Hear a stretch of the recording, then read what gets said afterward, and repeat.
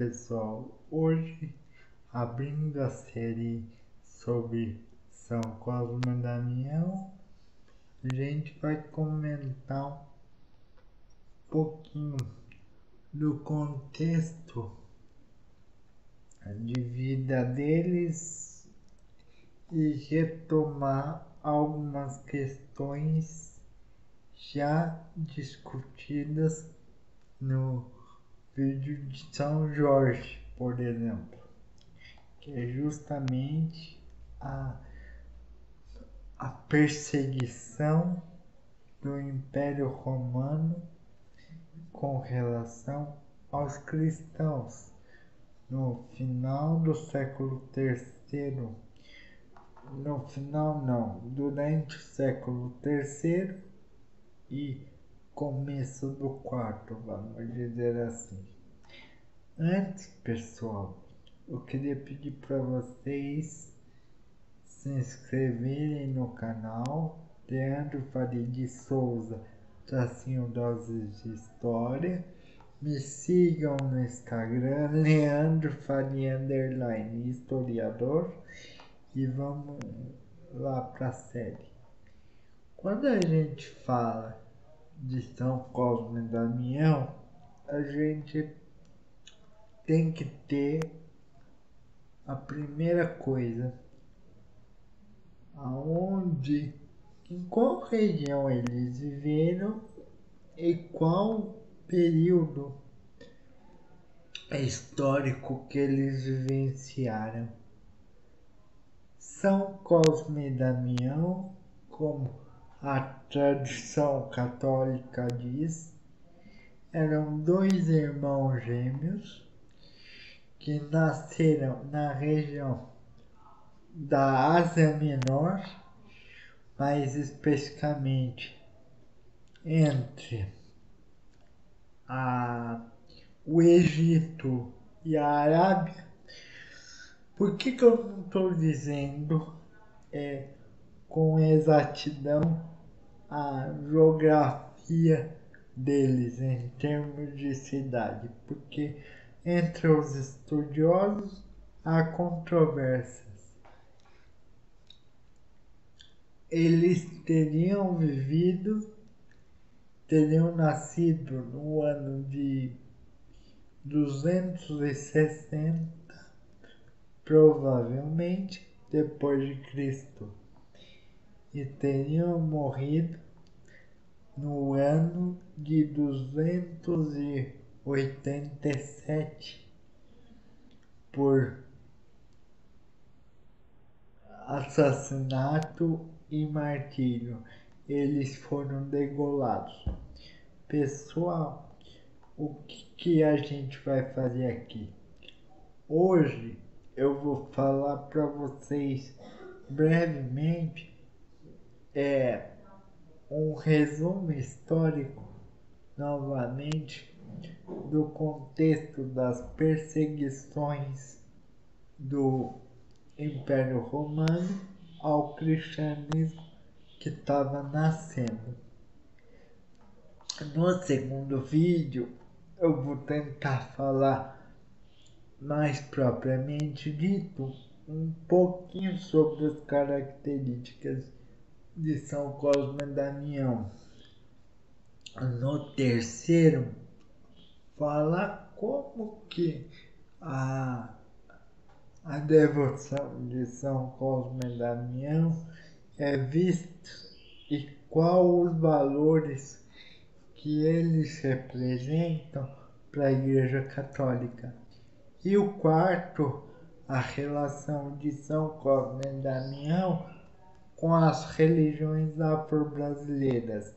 E como as religiões afro-brasileiras têm um papel importante na manutenção da memória desses dois santos, para que se possa ter ideia de como a representação de São Cosme e Damião ganhou importância em outras dimensões religiosas, tá ok? Então é mais ou menos isso, pessoal, durante essa série. Quando a gente fala no contexto de São Cosme e Damião, como eu estava dizendo, eles viveram, eles nasceram no ano de 260 depois de Cristo. E esse contexto já estava inserido em um momento em que o Império Romano havia considerado o movimento cristão, de certa maneira, como uma ameaça. Como eu disse no vídeo de São Jorge, a sistematização da perseguição aos cristãos baseava-se em três coisas fundamentais. A primeira, em uma tentativa de resgate dos valores romanos, que nesse período já se encontrava em crise. A estrutura do Império Romano encontrava seríssimas dificuldades para se manter.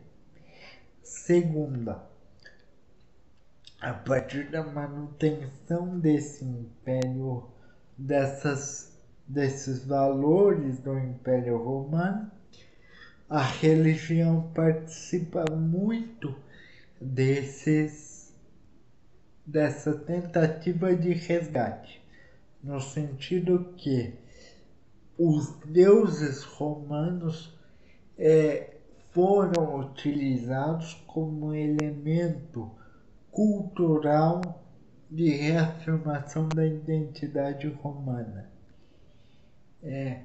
E um Deus único, como representado pelo cristianismo, e uma figura como Jesus Cristo, sendo considerado como Filho de Deus, era visto como uma grande ameaça ao pensamento, à identidade do Império Romano e principalmente a figura do imperador como um Deus presente no panteão romano, vamos dizer assim, no conjunto de Deus.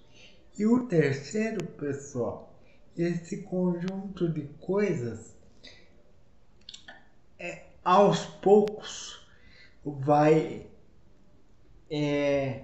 provocando um contexto de tensões sociais e uma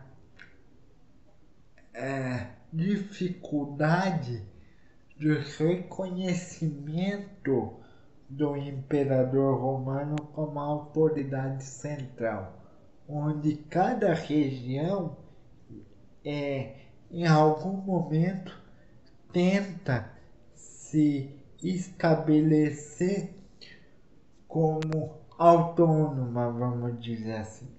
Então, nesse momento turbulento,